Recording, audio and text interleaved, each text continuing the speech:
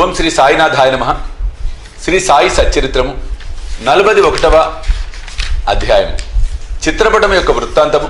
గుడ్డపీలికలను దొంగిలించుట, జ్ఞానేశ్వరి చదువుట. చిత్రపటం యొక్క వృత్తాంతము. గత అధ్యాయంలో చెప్పిన ప్రకారము ఈ అధ్యాయంలో చిత్రపటం యొక్క వృత్తాంతం చెప్పేదము. గత అధ్యాయంలోని విషయం జరిగిన 9 సంవత్సరములకు అలీ మహమ్మద్ హేమాడ్ పంత్ను కలిసి ఈ దిగువ కథ అతనికి చెప్పాను. ఒకనాడు బొంబాయి వీధులలో పోయినప్పుడు వీధిలో తిరిగి అమ్మువాని వద్ద అలీ మహమ్మద్ సాయిబాబా పటం కొనెను. దానికి చట్రం కట్టి తన బాంద్రా ఇంటిలో గోడకు వేలాడదీశాను. అతడు బాబాను ప్రేమించుడిచే ప్రతిరోజు చిత్రపటం దర్శనం చేయుచుండెను. హేమాడ్ పంత్కు ఆ పటం ఇచ్చుటకు 3 నెలల ముందు అతడు కాలు మీద కురుపులేచి బాధపడుచుండెను. దాని శస్త్రచికిత్స జరిగాను. అప్పుడు అతడు బొంబాయిలో ఉన్న తన బావమరిదగు నూర్ మహమ్మద్ పీర్బాయ్ ఇంటిలో పడి ఉండెను. బాంద్రాలో తన ఇల్లు 3 మాసముల వరకు మూయబడి ఉండెను. అక్కడ ఎవరునూ లేకుండిరి. అతడు ప్రసిద్ధి చెందిన అబ్దుల్ రెహమాన్ బాబా, మౌలానా సాహెబ్, మహమ్మద్ హుస్సేన్, సాయిబాబా, తాజుద్దీన్ బాబా మొదలగు యోగుల పటములు ఉండెను. వానిని కూడా కాలచక్రము విడవలేదు. అతడు వ్యాధితో బాధపడుచు బొంబాయిలో ఉండెను. బాంద్రాలో ఆ పటములు ఎలా బాధపడవలెను?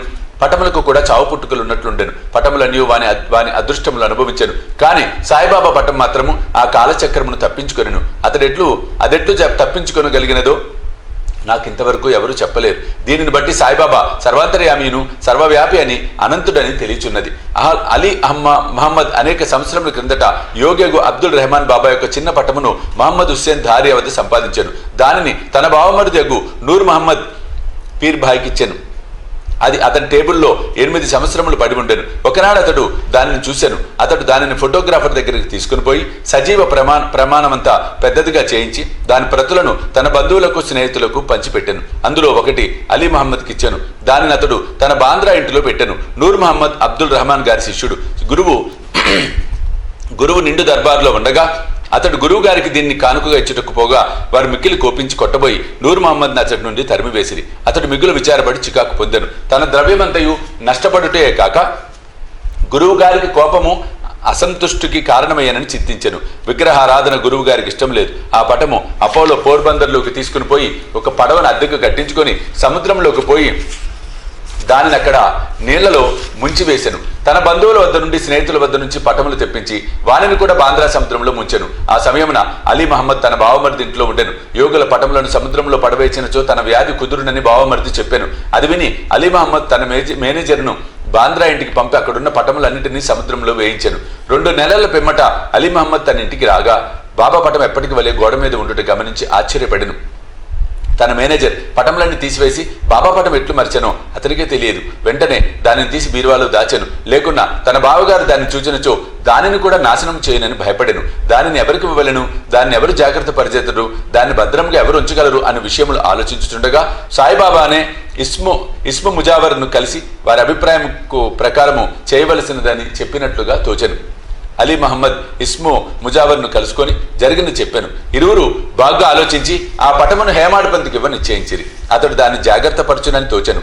ఇద్దరు హేమాడ్ పంత్ వద్దకు పోయి సరైన కాలంలో దానిని బహుకరించిరి. ఈ కథను బట్టి బాబాకు భూత భవిష్యత్ వర్తమానాలు తెలియననియు చాకచక్యముగా సూత్రములు లాగి తన భక్తుల కోరికలను ఎట్లా నెరవేర్చుచుండెనో కూడా తెలియచున్నది. ఎవరైతే ఆధ్యాత్మిక విషయంలో ఎక్కువ శ్రద్ధయో వారిని బాబా ప్రేమించుటయో కాక వారి కష్టములు తొలగించి వారిని ఆనందభర్తులుగా చేయుచుండునని రాబో కథల వలన తెలియను.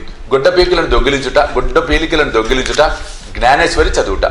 బీవీదేవ్ దహనులో మామలతుదార్ అతడు జ్ఞానేశ్వరిని ఇతర మత గ్రంథములను చదవవలెనని చాలా కాలం నుండి కోరుచుండెను. భగవద్గీతపై మరాఠీ భాషలో జ్ఞానేశ్వరుడు రాసిన వాక్యే జ్ఞానేశ్వరి.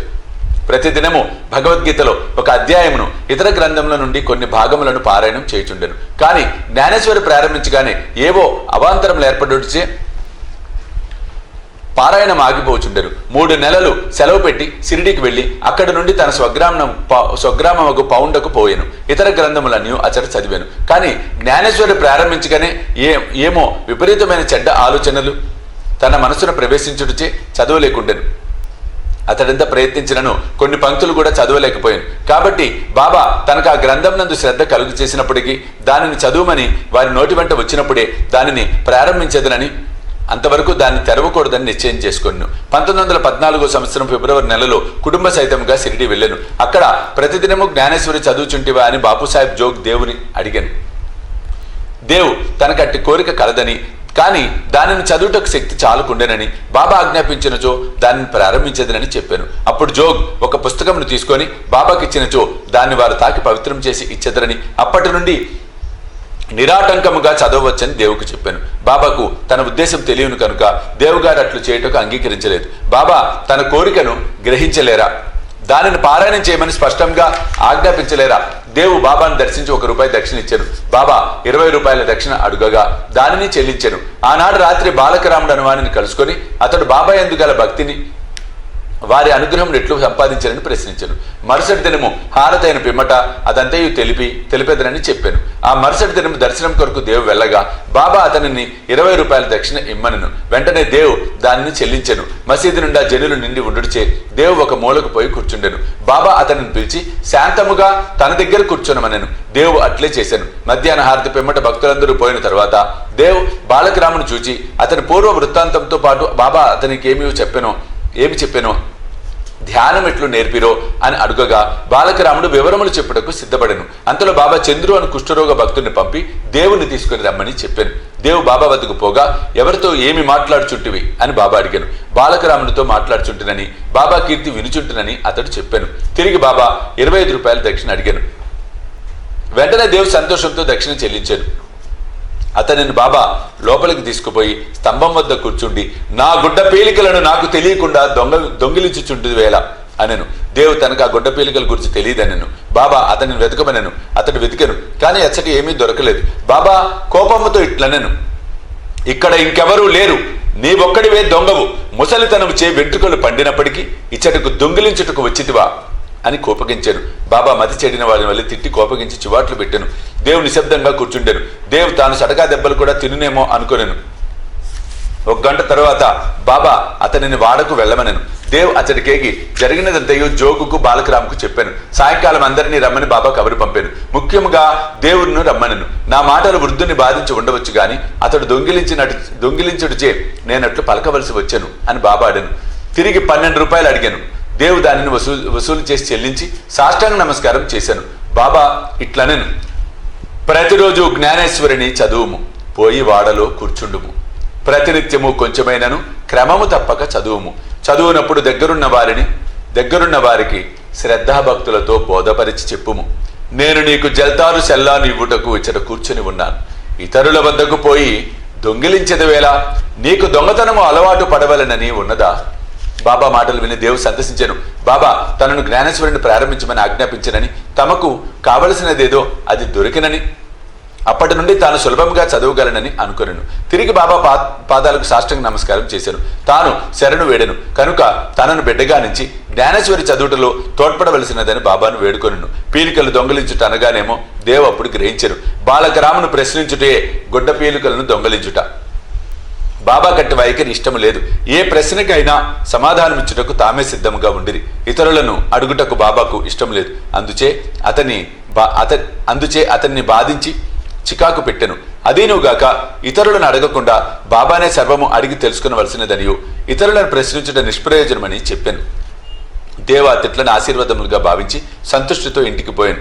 ఆ సంగతి అంతటితో సమాప్తి కాలేదు. బాబా చదువుమని ఆజ్ఞాపించి ఊరుకొనలేదు. 1 సంవత్సరం లోపుగా బాబా దేవు వద్దకు వెళ్లి వాని అభివృద్ధి కనుగొనెను. 1914 సంవత్సరము ఏప్రిల్ 2వ తేదీన గురువారము ఉదయం బాబా స్వప్నంలో సాక్షాత్కరించి పై అంతస్తులో కూర్చుండి జ్ఞానేశ్వరి బోధపడుచున్నదా లేదా అని అడిగాను. లేదు బాబా అని జవాబిచ్చాను.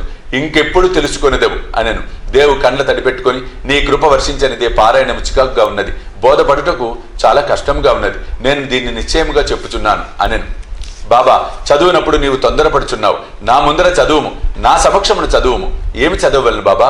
ఆధ్యాత్మ చదువుము. పుస్తకమును తీసుకుని వచ్చుటకు దేవు వెళ్ళను. అంతలో మెలకు వచ్చి కళ్ళు తెరిచాను. ఈ దృశ్యము చూసిన పిమ్మట దేవుకి ఎంత ఆనందము సంతోషము కలిగెను చదువరలే గ్రహింతురుగాక. 41వ అధ్యాయం సంపూర్ణము. సద్గురు శ్రీ సాయినాథ అర్పణమస్తు. శుభం భవతు.